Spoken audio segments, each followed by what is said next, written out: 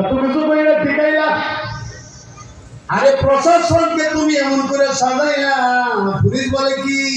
Police আছে আওয়ামী লীগ আছে police নাই আওয়ামী লীগ নাই পুলিশে কো ঠিক কথা বলেন তো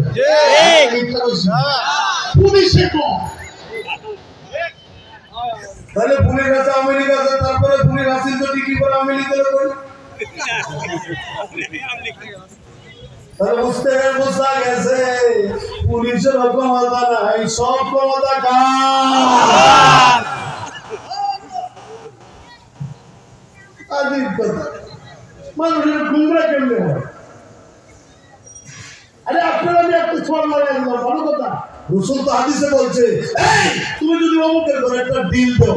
ওই ডিলটা আবার তোমার ঘরে আসবে অপেক্ষা করো ইসলাম কত সুন্দর।